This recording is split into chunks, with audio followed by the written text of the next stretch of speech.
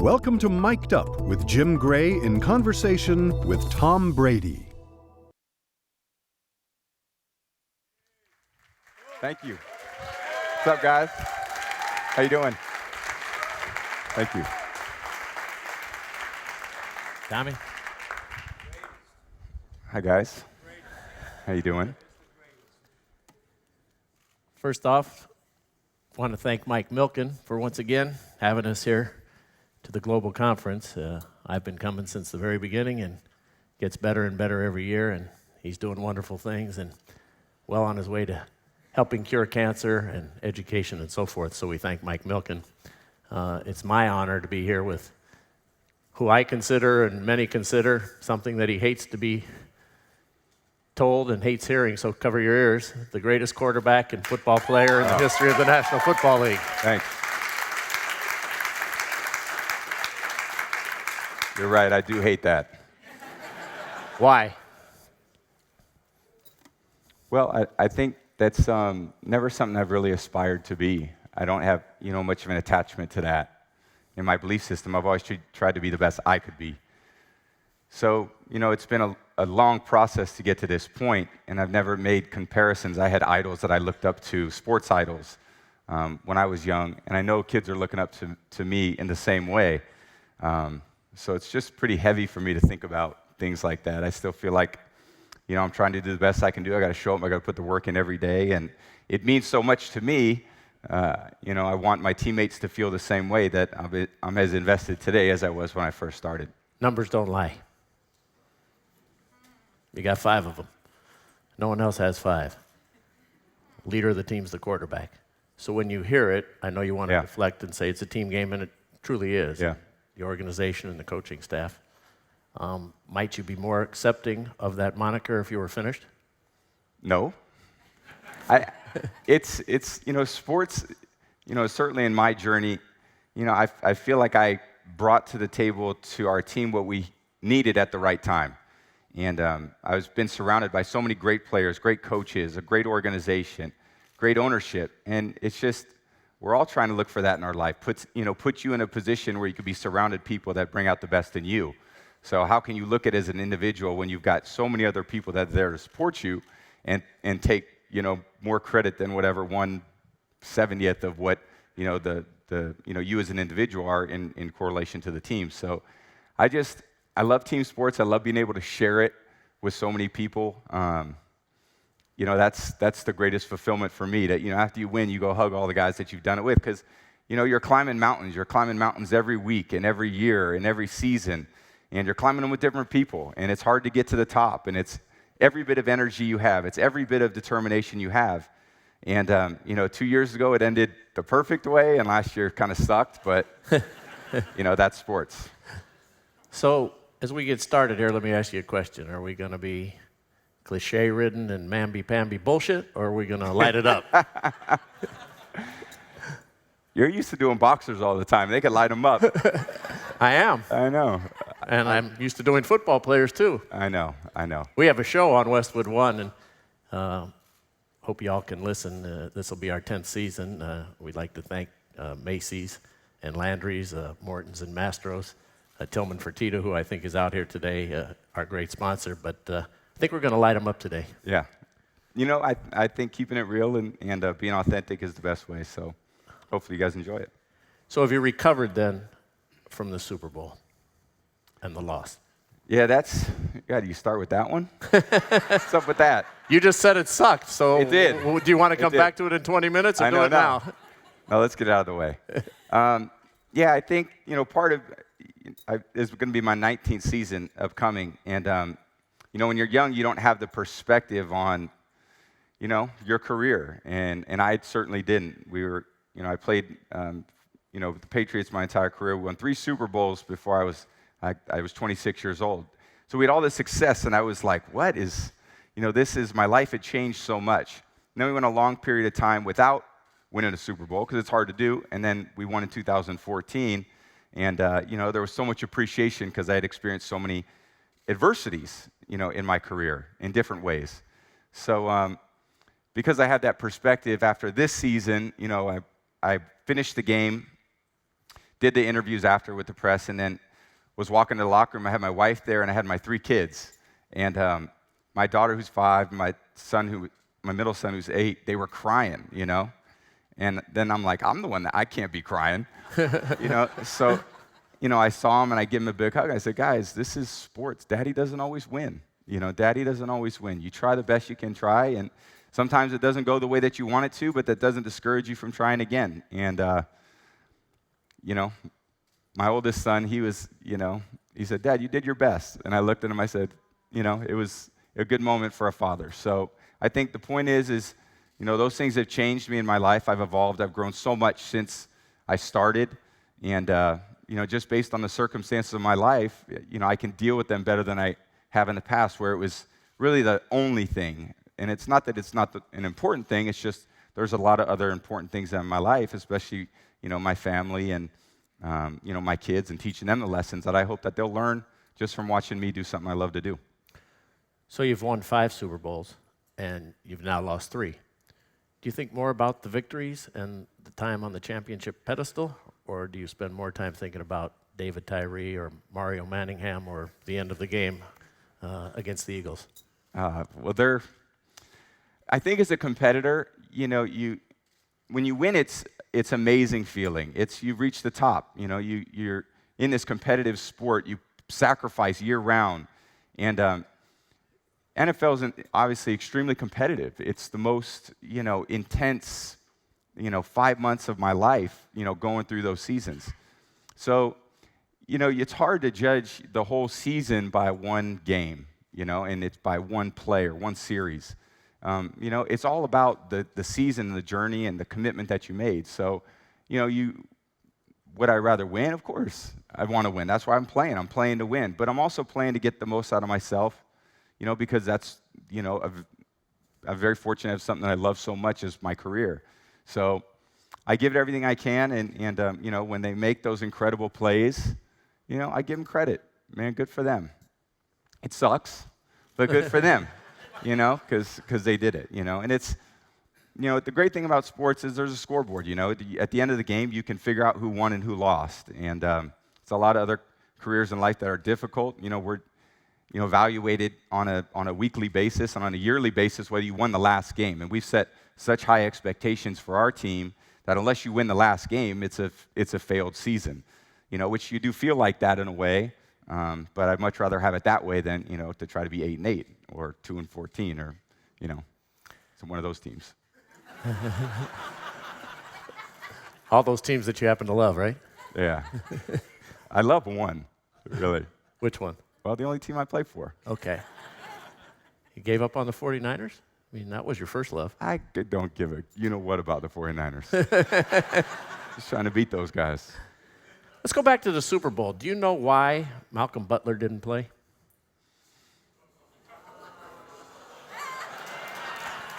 It's what all of you want to know. You can moan and groan all you want. They want to know the answer to that. Yeah. Well, I don't make the decisions. Mamby-pamby, cliche. I'm telling you the truth. You know, I wish you would have played, but, you know, the coach decided not to play him, and, you know, we still had a chance to win. How do I look at that? Do you know why he didn't play, though? Seems to be a major mystery here. I haven't gone and discussed those things. Do you know why he didn't play? You like to tell me? I don't have access that you do. Yeah, well, I don't ask, so. Do you believe that the fans deserve an explanation? The guy played 98% of the plays during the season, and then all of a sudden he's standing there crying during the national anthem. Doesn't play. Yeah. Do you believe the people who pay for the game, who've watched the game, who've invested their time and money, should have an explanation? To the fans? Correct. Well, I don't know. That's probably a better question for the guy who owns our team. You know, I think that for me... Maybe he's here today. Yeah, I know. I think for me it's, you know, you don't make all the decisions. You know, I can control what I can control. You know, so much of what my performance has been over the years is how do I maximize what I can do? You know, and I can't, you know, I can't run, I can't catch, I can't block, I can't tackle. I can do my job, and I'm going to do it the best way I can. I got to trust everyone else to do the same thing. And sometimes it works out, and, you know, for our team, it's worked out better than every other team for, you know, a long time. So how do you nitpick one or two things, or, everyone's trying, in my belief, to do the best thing. It just doesn't always work out, and, I love that particular player, Malcolm. I have a great relationship and history with him, and, he's moved on to his life. He's on a different team, and You gave him a truck, didn't you? I did. When he was He the deserved MVP it. against the Malcolm Seattle always, Seahawks. yeah, Malcolm was a young player, and he made the play, one of the greatest plays in the history of any Super Bowl. And, they always complain about, why didn't the Seahawks hand the ball off? This was in end of 2014 season. And I said, that was it takes away from how incredible that play was. There's a few players in the history of the game that could have made the play that Malcolm did. So I'm like, Malcolm, you can have my truck, whatever you want for the rest of your life. You're good. I said, you got me a ring, baby. I don't care what you did. Like, whatever you want. I got you for your whole life. So he knows that too. We can wrap this portion up. But you said you would have liked to have seen him play. Yeah, I did. Yeah. Obviously, Bill Belichick's not trying to lose the Super Bowl. No, He of wants to course win not. the Super Bowl. Yeah. It just seems so mystifying. Yeah. He had his Obviously, to the decisions. players, too. I think, the thing, I'll say this, for a team, this is, this side of the room is the offense, and this side of the room is the defense. We don't interfere with them much. I didn't know. Malcolm kept coming over to me during the game. He's like, come on, TB, let's go, And I kept going, what defense are we in where Malcolm's not on the field? Is it like, short yard, goal line? And then after the game, I found out. So I just didn't know, and I asked Malcolm, and Malcolm said, I don't know, coach has just decided something different. And I said, okay. So I don't know what was a part of that decision-making, but, I know we were trying to win the game. I don't think we were trying to do anything but win, and it's unfortunate we lost, but give the Eagles a great deal of credit. They deserved it, and we'll be back next year trying to kick their butt. Next year, you said in our WestwoodOne interview, you will definitely see me playing next season, 2018, 2019.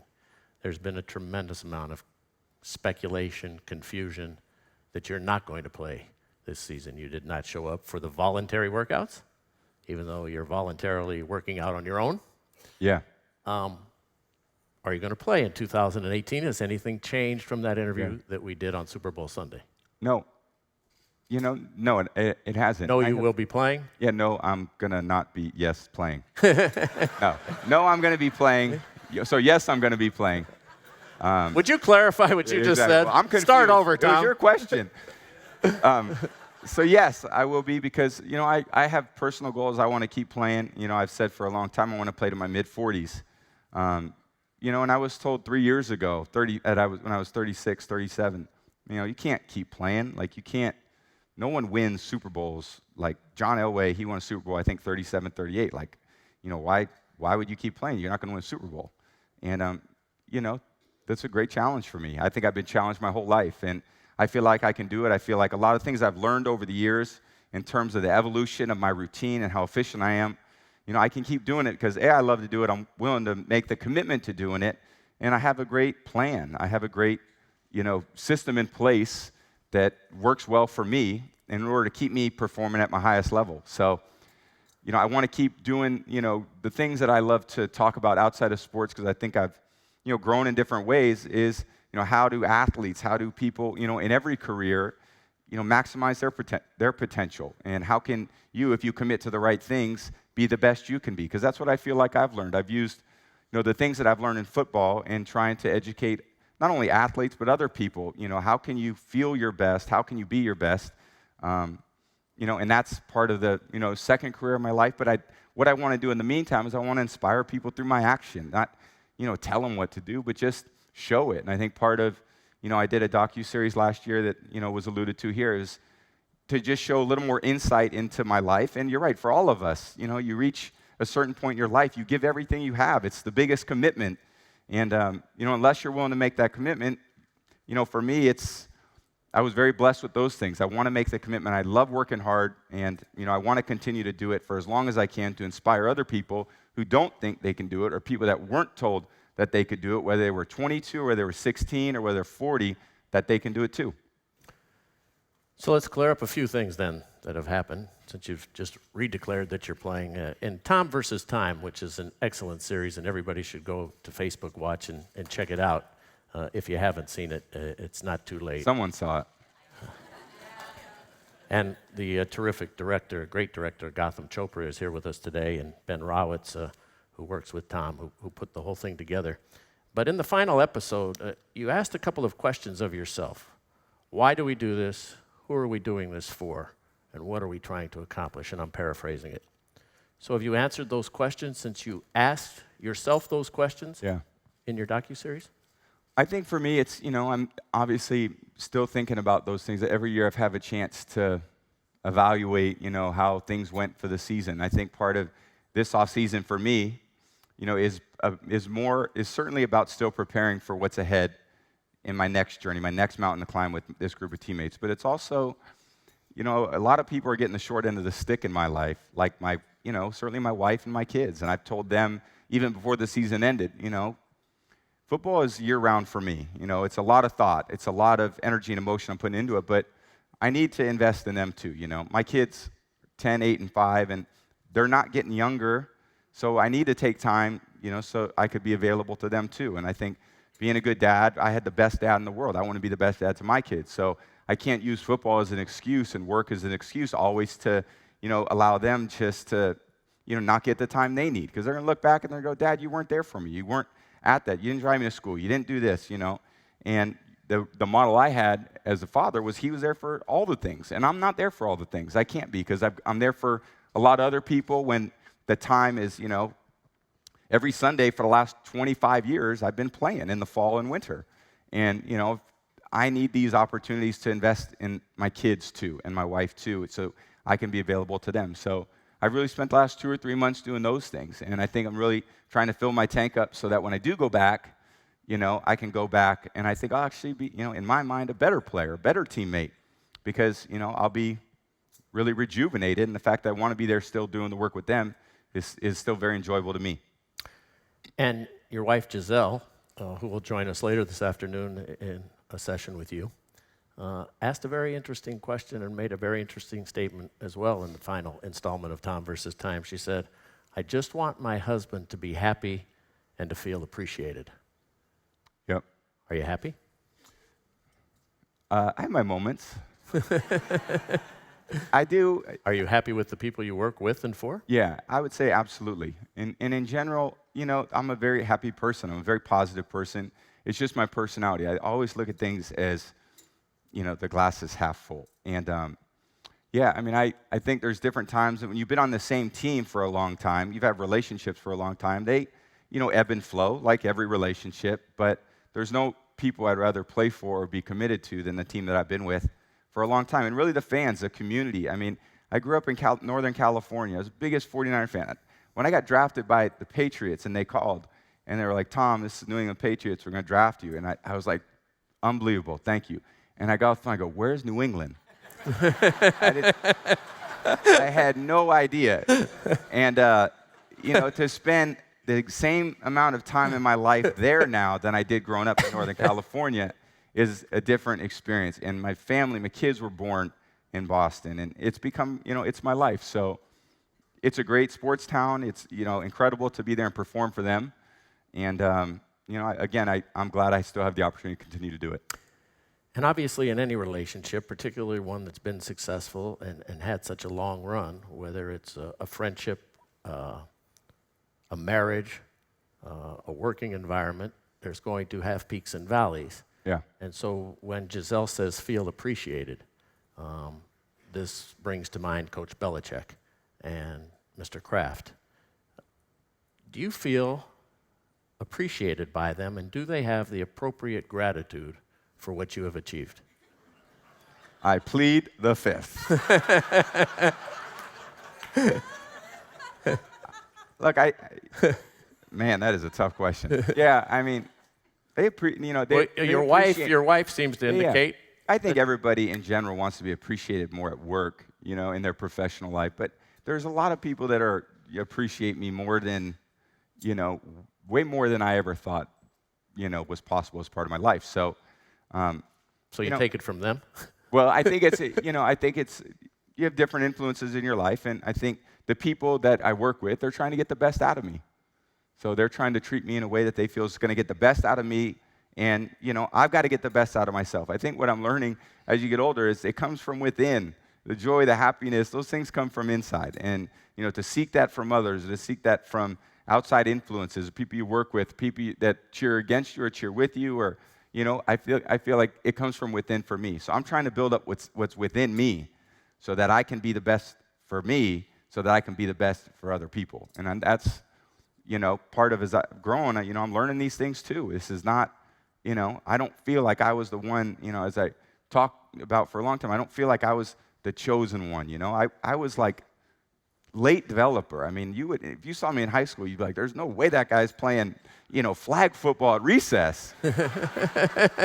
And I'm like 19 years in the NFL, and it's still, it's been so much growth over the years. And again, I've been supported by so many people. I've learned so much.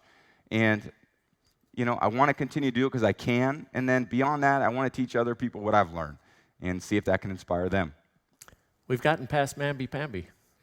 You're keeping it real. And everybody appreciates that. Yeah. You had also stated, and so I guess we need a reaffirmation or a reconfirmation, you want to keep doing this through your mid-40s? Yeah, I do.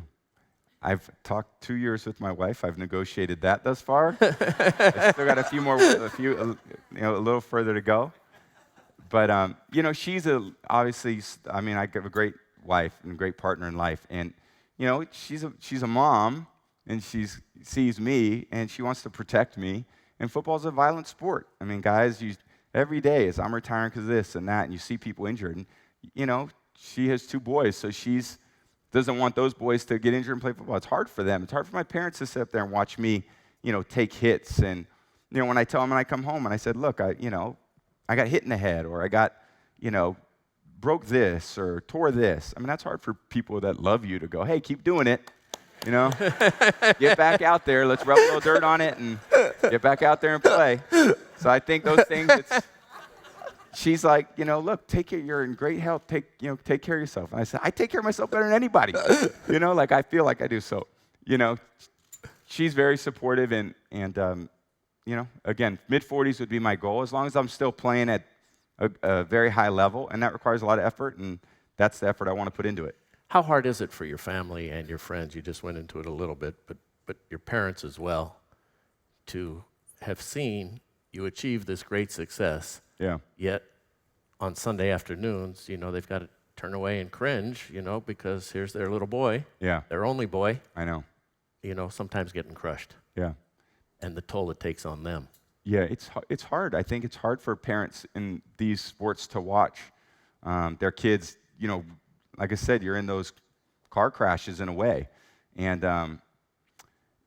I sympathize with them a lot, and it was interesting because this year, like when Gotham would film in the docuseries we did, he was up there in the suite a lot, and I've never been up in the suite when I'm playing, obviously, so I don't know what people are saying and doing. And it was very enlightening for me to see, the ebbs and flows. And, my wife is very positive. And so with my dad in some ways is like, we go ahead, and my dad's like, yes. And then behind, he's like, we're going to lose. And over the course of the whole game, my wife will turn around and be like, Tom, I want you to be positive. And it's just part of, you can feel they're not in control if they're watching. When you're a spectator, you can't control the action on the field, but we can. So I don't have any nerves when I'm out there, but certainly everyone who else is watching does have them, and they have them too. And but I think the good outweighs the bad for them too. And he's a wonderful man. Yeah. Your dad's a terrific you. guy. Bill Belichick is a fascinating man. He really is. He is consumed with professional football. Not fascinating to you? No, he's very fascinating to me. Okay. It's fascinating to me, and he's respectful to me. Yeah. And I really believe the man's a football genius. Yeah, he is. Yeah. How would you describe him? What's it like to be around him? Yeah. He's very respectful of me too. I think that he's... We can tell. Yeah. We've had a great relationship, a very respectful relationship for a long time. And, I feel like he's the best coach in the history of the NFL, and he has a management style of players, and it's, he would say that, look, I'm not the easiest coach to play for. And I agree, he's not the easiest coach to play for. But, he's the best for me. And I think what he's proven is that whatever talent he has, he maximizes talent. I mean, what more could you ask of, a coach than that? That's what I want as a player. When I'm sitting in there, I don't want to coach. I just want to play. and you need the coaches to do their job. They need the coaches to do their best. And that's what you expect. That's what you want. They want me to do my best. I want them to do their best. I can't do their job. They can't do mine. And then it all works. It all comes together. And it's a hard journey over the course of the season. And but it's incredibly fulfilling, or else I wouldn't be continuing to do it. I wouldn't be continuing to want to play. So, he's an incredible coach. He's been an incredible mentor for me. He's taught me so much football. Like I said, be a 22-year-old kid and to come and learn from him. I mean, I wouldn't be sitting here without, his coaching. I wouldn't have the success without how incredibly talented he was, along with a lot of the other coaches, a lot of the other players, a lot of the other people in the organization, because it takes everybody to do it. Everybody, the guys who are, cleaning the locker room after practice, it takes them too. And you better have respect and appreciation for them, because I'm not the one doing that job, but we all expect that the job needs to get done. So, that's part of being in a great culture, and that's part about, for us, continued success on our team, and everyone is looking for continued success in their business, and, that culture really sets a tone for everybody. You said something really interesting to me. You said it's very difficult to be critical of yourself and those around you when you're winning all these games. And you've also said, we're not trying to be perfect. We're just trying to win the game. Yeah. Here's a guy in Coach Belichick who's constantly critical of everybody and has results. So there is a method to this madness, because perhaps by your own assessment, it's impossible to look at yourself because you look at the scoreboard. Yeah. Is that part of the factor that goes into this whole equation and why sometimes there can be tension? Well, I think he tries to balance out the external forces. And, for a long time, we've been the team that everyone favors. Oh, you guys are whatever favorites to win this. And, especially, the media that we're surrounded with, a lot of questions. Why play the regular season? Just get to the playoffs. And it's like August. And you're like, we haven't had a practice yet. There's a lot that goes into it. And I don't think we can just mail it in and expect those things to happen. So in 2007, I believe we had, one of the greatest football teams ever to play. And we 18-0, and then we lost to the Giants in the Super Bowl. And over the course of that season, we were blowing teams out.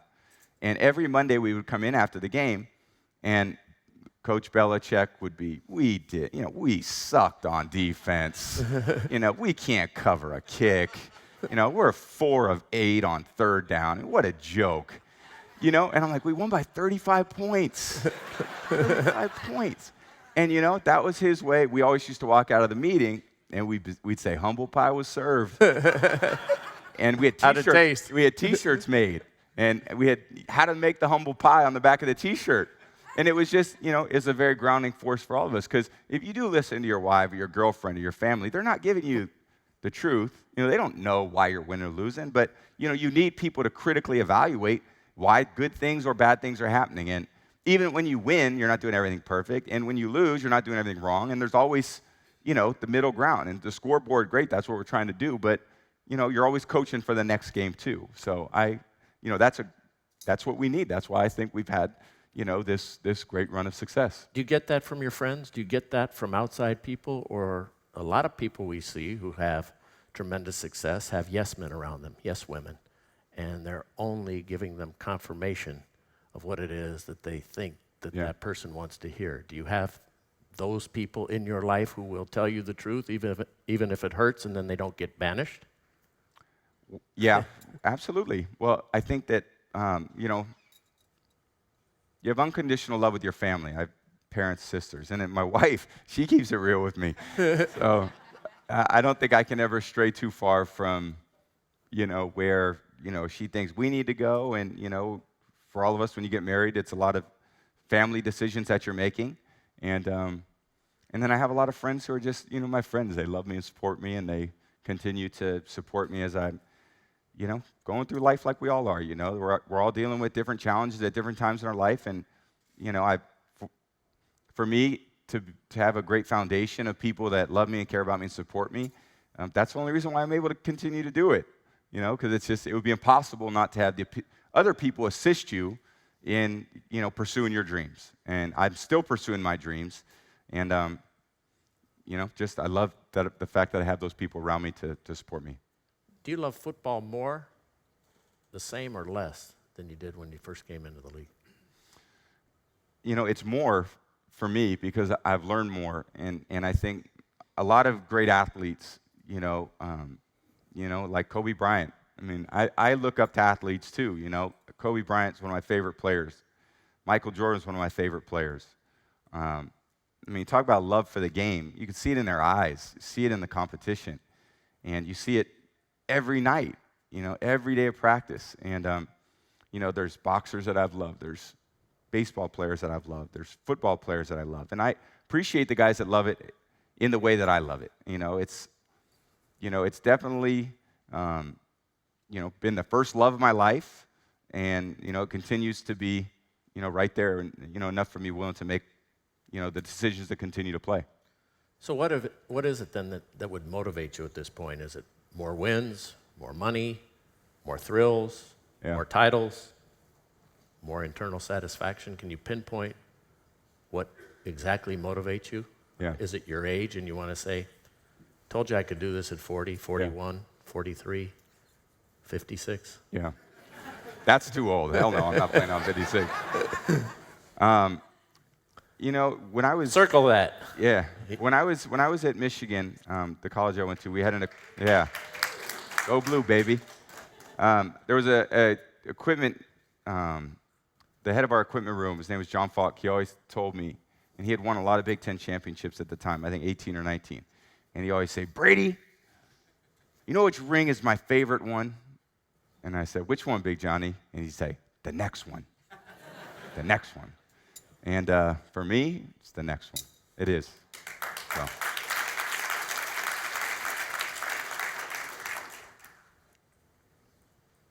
Would there be a number that you would say, well, that's enough?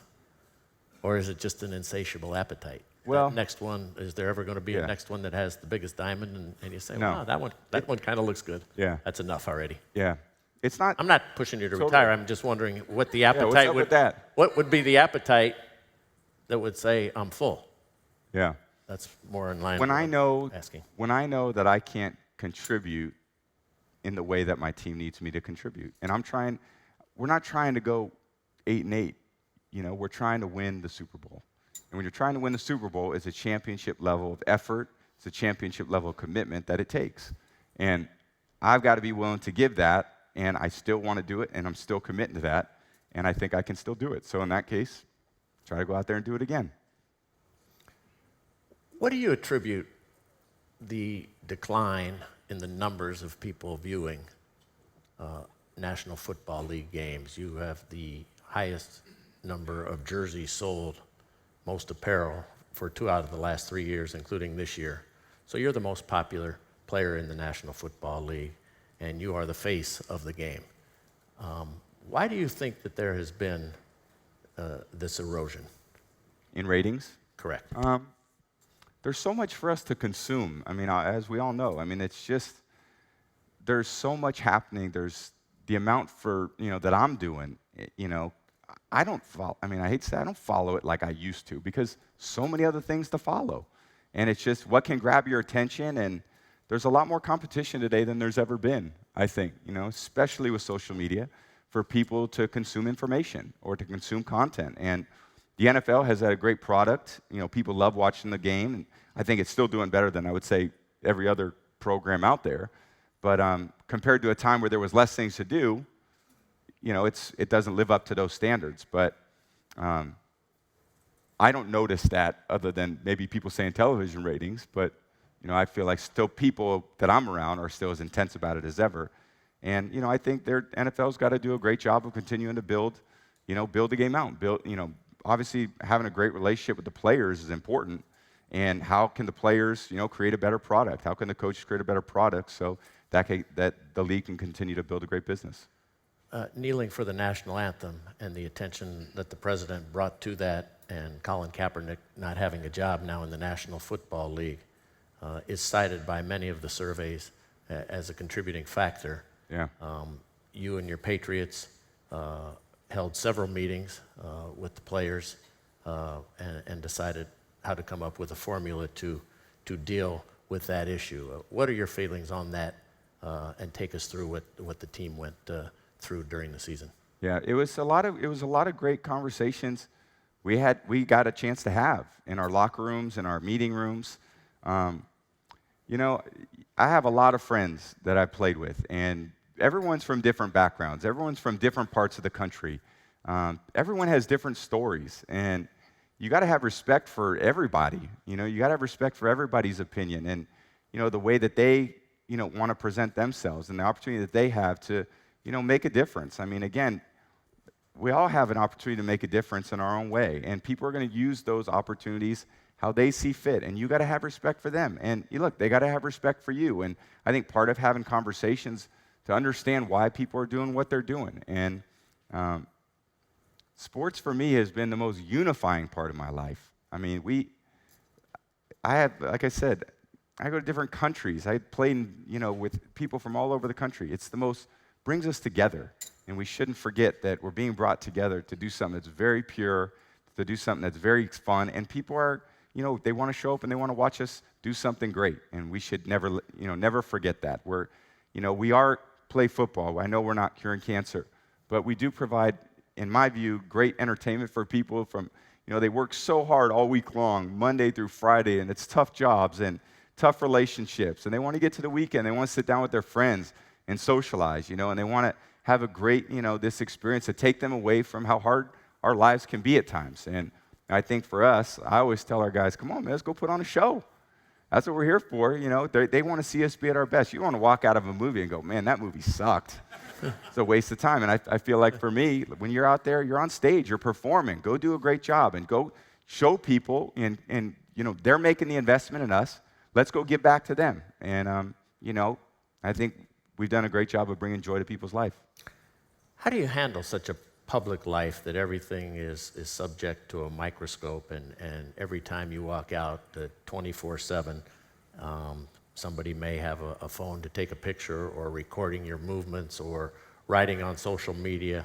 A lot of it that comes out, much of it can be an assessment that you haven't made but is attributed to you. How do you just deal with your wife is a terrific supermodel and a worldwide icon, and here in this country, you're so popular as the best player in the face of the NFL. How do you deal with this 24/7 onslaught? Yeah, I'd say it's tough. I think it's tough. I think people have there's no downtime. I think when you're in public, you've got to understand that everyone's watching all the time, and it's instantaneous. And fortunately, I'm past the 22-year-old Tom Brady, and I had some fun times in there that the guys. I always tell the guys now, I'm like, man, that sucks for you guys. Everything you do, But when I was young, it wasn't like this, and I think now, I'm very happy I'm married with 3 kids, so it's a little bit easier. Do you advise them? I do, a little bit. I just say, guys, just know what you're doing. Don't make it, whatever happens, there's things that can be bad, but you never want them, permanently bad. You can't make those bad decisions, because you're still young, still a kid, still, learning and immature in a way. And, I hopefully can influence them in a bit of a positive way, but you can make bad choices, then you can make really bad choices. So I just think, don't make the really bad ones, and you'll make it through, and, hopefully you can, not do anything to really tear something down that you're trying to build up. So we're going to spend the next 25 minutes talking about health and wellness, and how you've been able to, at 40 years of age, continue in the National Football League. You've only sustained really one major injury in your career, and that was to your knee back in 2008, which cost you to miss the season after the first series against the Chiefs. And Tom has written this book. It's a terrific book. It's a New York Times bestseller, The TB12 Method, How to Achieve a Lifetime of Sustained Peak Performance, written by Tom. What's the message of this book, and why did you decide to write it? Well, it was good timing for me. I think a lot of people, see me as an older athlete, and it's a lot of the questions I get from the athletes in general are, Tommy, what do you do? what are you doing that I'm not doing? What can I apply in my life that you're doing? And most of the time, it's just been through my actions. In last off season, I really thought, you know what? I really should begin to think about, putting these thoughts down and giving the information. What good is having the information if you're not giving the information to, the next generation of, athletes, the next generation of kids? And it's interesting because a lot of the kids that are like coming in the NFL now, they're like, man, I'm a big Tom Brady fan. I'm doing all the things he's doing. And I think that gives me a lot of joy, because, not that they want to be like me. It's like they want to work hard and they want to do the right thing. And athletes in general, people in general, they want to do the right thing with their, health, their bodies. It's just so much information out there. There's so many things to decide. And, a lot of the information, one week it's good, the next week it's bad, it's good, it's bad. And you don't know. You get so confused. So you're never able to make real changes. And, for me to perform at a very high level, every week, and as I've gotten older, it requires, a lot of discipline and a lot of commitment, work ethic. Those are three things I think are very important. But it requires doing the right things. If you're doing the wrong things, you're working hard at getting worse. If you do the right things, you can always work hard at getting better. And over time, I've kind of refined the things that I've done to play the sport I love to play, to live the life I want to live without being in pain. You're a professional athlete, and you play football, and all these movies are coming out, concussion, and you see your idols with back surgeries and knee surgeries and hip surgeries, and they're not living the life that they want to live. And from what I've learned and what I've applied, I don't want to go through those things. I still love to, play sports. I love to be active. I have these goals in my life I want to achieve. And how do I do those things? Well, I wanted to, have that for everyone to it's right here, 285 pages right there. But I think, so much of it is, when you'll read it, if you get a chance to, you'll go, man, it's just common sense. And it's like, yeah, why don't we think of our bodies as just common sense? What you put into it is what you get out of it. The kind of work you're doing, what's most appropriate for your life. I know what I need to do to be a professional athlete. What do you guys need to do working in your careers or your jobs? You're traveling on planes, and how do you feel a little bit better? How can you change behavioral things or small little things in your life so that you can feel better? I think that's a great, I would say, purpose for me as I, continue to move forward. And I thought this was a good first step for me because I was able to really articulate it in a simple way to say, these are the changes you can make, and you don't have to do them all at once, but all the little things add up, And I had dinner with our friend last night, and she was like, oh my God, I asked the woman, the chef, like, Tom Brady doesn't eat anything. It's not. Who was your friend? No. You just had dinner with a friend? Yeah. So she was like, well, you don't eat anything. I said, no, I do. I mean, I don't know how they didn't, add up. You can promote the show. It's okay to say. What? You can say who you had dinner with. Really? Yeah. No. Well, no, I filmed something with Oprah for Super Soul Sunday on Father's Day, which was great. And I love her and I love the show. And it was funny because she said, what do you eat? And I said, I eat everything. I just, I don't eat a lot of bad stuff. I eat mostly good stuff. And, she served a great dinner, so. Well, I'd like to follow up to Oprah's thinking. Yeah. Avocado ice cream? Really? Yeah, it's in there. Really? Yeah. I don't, How many of you out there have had avocado ice cream? A couple of hands. How many of you have read Tom's book? It's great.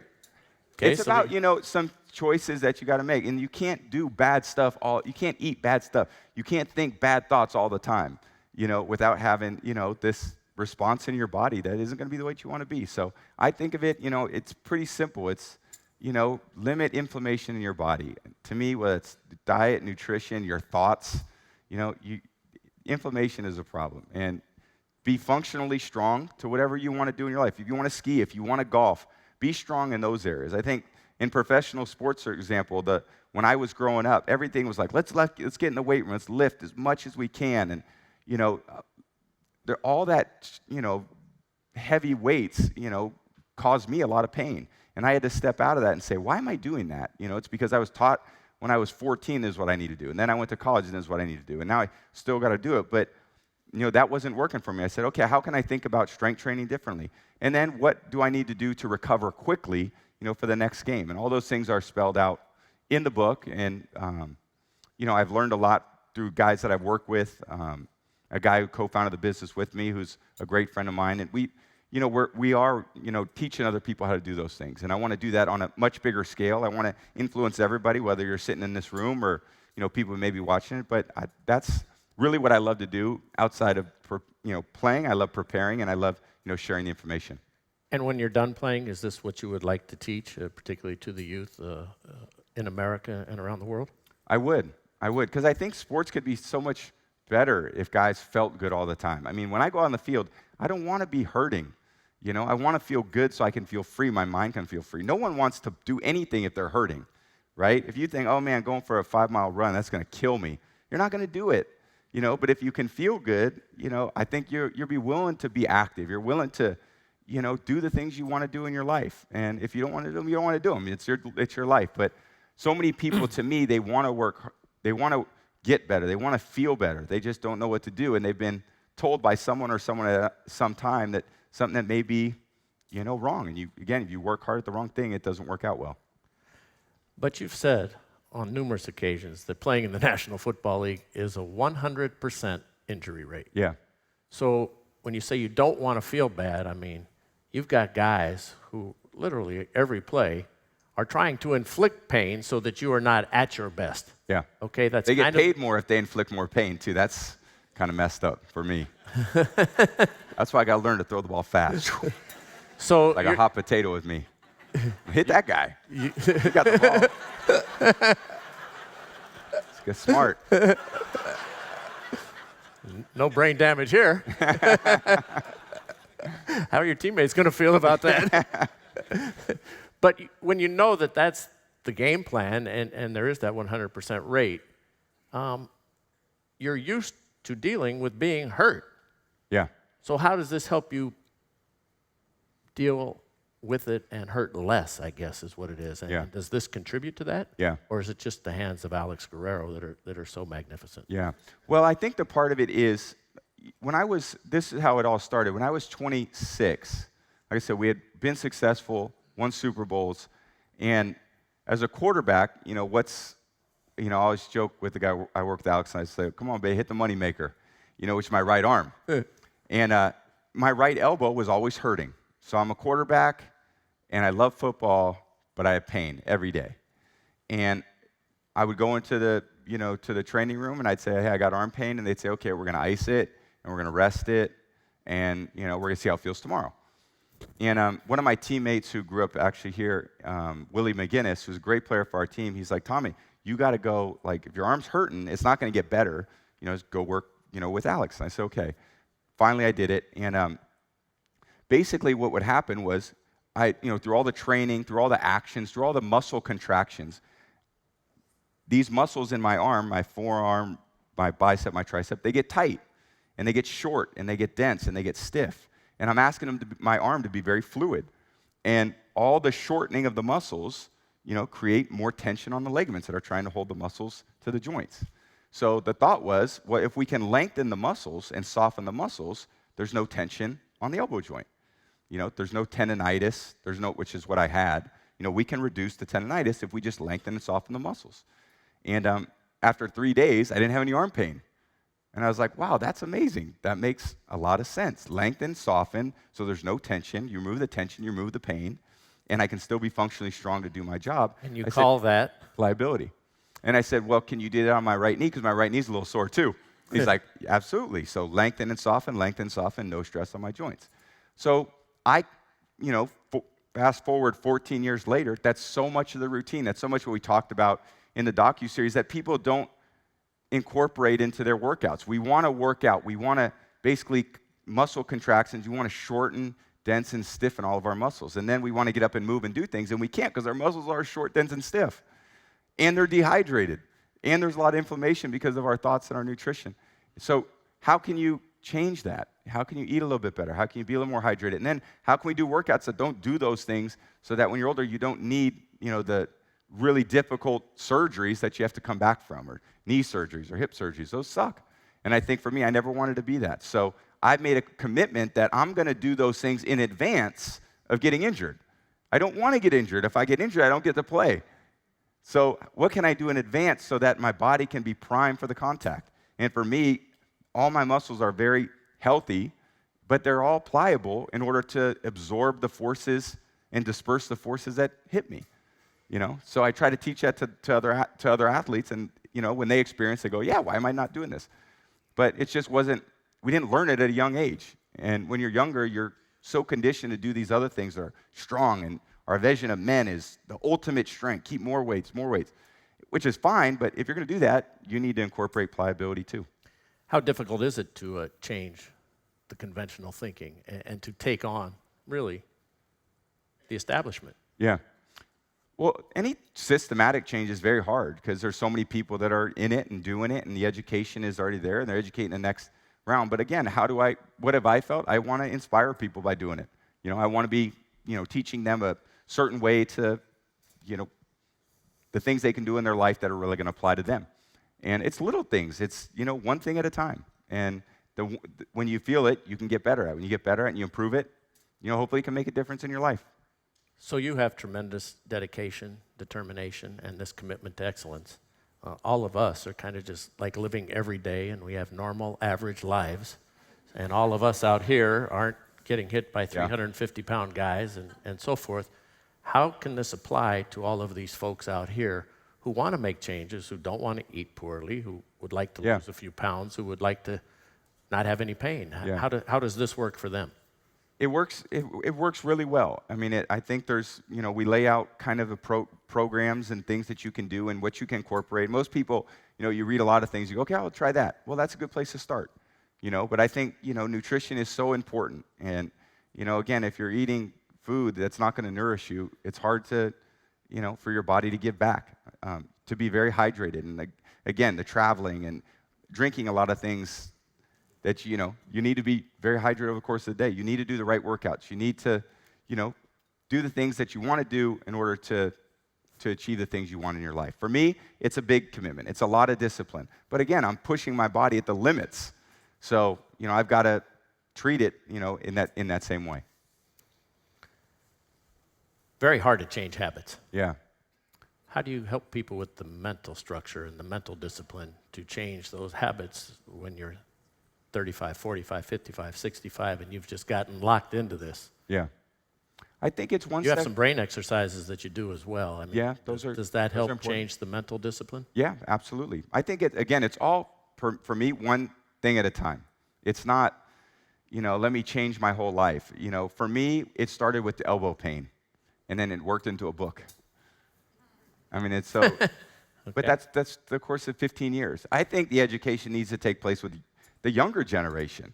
I mean, it's easy when you're 35 and you're not feeling good to go, oh, now I need to make some changes. It's hard, for people when they're young, when they're not feeling bad. But again, when you're feeling bad, I always say you have a lot of tread on your tire, and you start feeling it when all the tread's gone. But how can you maintain the tread on your tire for your entire life? And, if you incorporated the pliability to workouts, right diet, right hydration, you really could. Concussions are so much in the news and head injuries in the National Football League and other sports as well. What do you do to stimulate your brain? I know that you have a TB12 website and brain headquarters and so forth. But how much time do you spend working out your mind on a daily basis, and what do you do? And are you concerned when you see what happens with CTE and so many others who've played in the National Football League? Yeah. I think as an athlete, you have to understand the risk, too, of playing. And, you do. It's a contact sport and collisions and a lot of hits to the head and so forth. But, again, how can I be proactive about that? How can I build up my brain strength so that when I do take a hit, there's a little bit of armor there, so to speak. That would be the best way to describe it. So I do brain games, almost daily, 5 to 10 minutes a day that just keep me really sharp. If I take a big hit in the game, I go right back to, certain protocols that I have for, head trauma, so to speak. So, and I feel like they really do work for me. And again, to describe those to other people, how can you arm people with that information so that, at our sports therapy center in Boston, we treat a lot of those. And I think we have great results, so.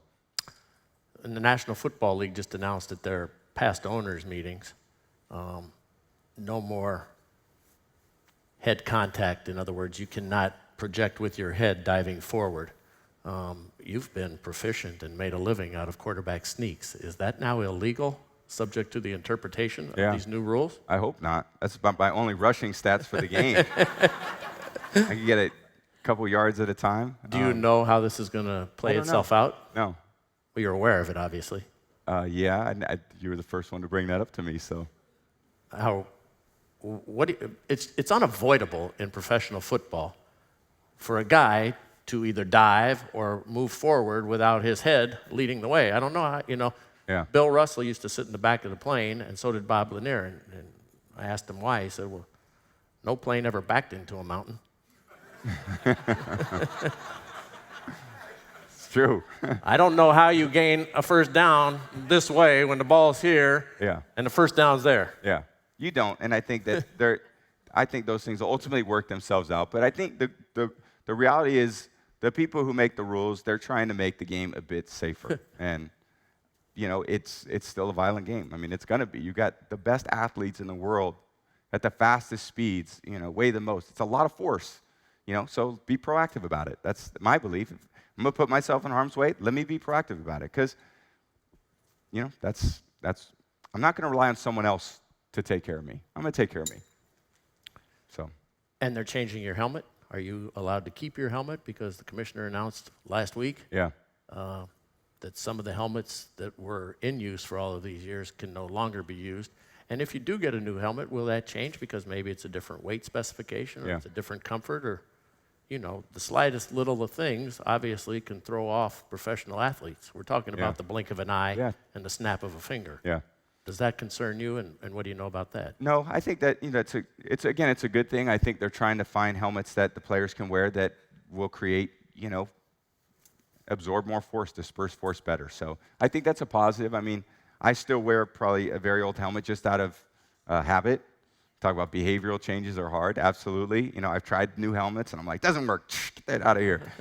So I think it's just you got to get comfortable with something. I can wear it for one more year. Like kind of changing a guy change. Oh, 1 more year. 1 more year. Well, and we'll have all these questions again next year. Are you playing? You're going to be 42, so I guess you get another year. Just take it one moment at a time, right? Yeah. All right. What's the religion of sports?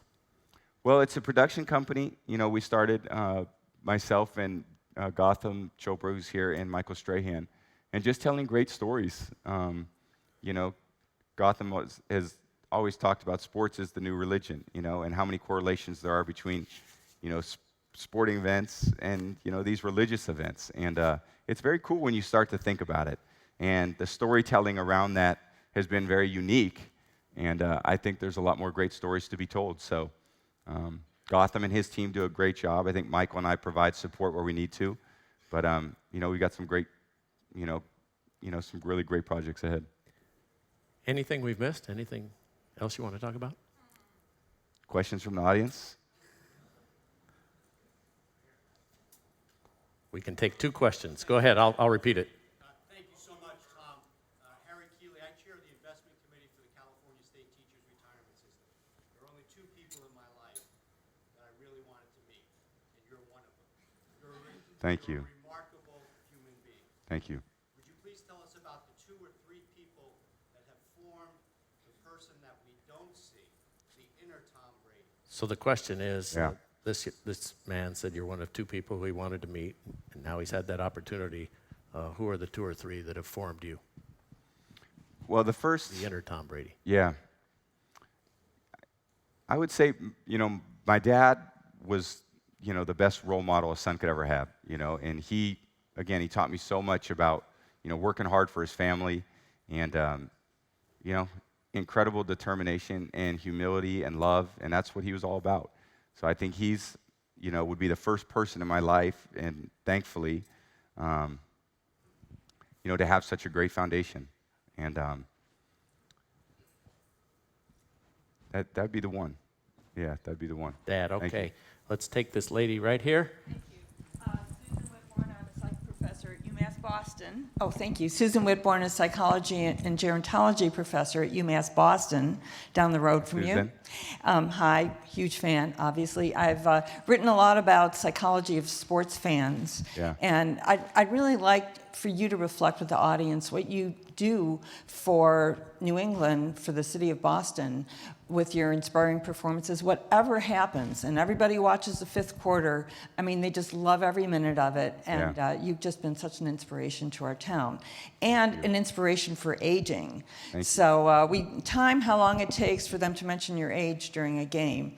It's been under 15 seconds in many cases, and I think what you have done really has been so inspirational too for people who study aging, and your philosophy is really wonderful. So it's kind of a question, but also a compliment and kind of reinforcement for what you do. But if you could talk a little bit about how you feel about aging, straight out, and how you think your performance at your age, what is it again, can help the rest of us.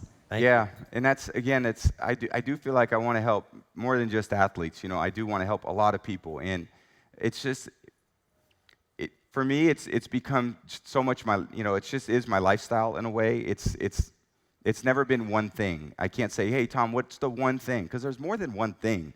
You know, it's all the little things that really add up. And again, for me, it started with an elbow injury to understand what I needed to do to make my elbow healthy. And then it was to make my knee healthy. And then it was to make my system healthy. And then it was, okay, now that I feel healthy, how can I build on it without getting injured? You know, there's so many injuries. There's so much, you know, in professional sports. And I've had to be proactive. And the way that I've really been different than everyone else is through the pliability treatments that I do. And it's always, if I'm going to shorten, stiffen through all my contractions and working and running and cutting and throwing and jumping and skiing and surfing, and they're going to get shorter. I've got to lengthen them back out. And if I lengthen and soften, then I can go do it again. And the more my brain understands what I'm asking my body to do, the better it gets and the more efficient it becomes. So that's where I've really made the switch. I mean, the brain is, you know, obviously, you know, connects everything. So how do we train the brain to train the body? And a lot of the treatments are using my brain as well as my body. So that's so much of what I've been different than, I would say, a lot of other athletes who came before me, a lot of current athletes, in that I'm committing the time to, you know, do things that they're not or haven't committed to yet because they haven't seen the payoff. And that's through, you know, the pliability treatments. I want to thank you all for attending today. Thank you. We'll be back in September on Westwood One with our radio show. Thank you. Tom will be back in camp here shortly. We thank the Milken Institute, and thanks so much, Tom. Thank you. Appreciate it. Thank you, guys.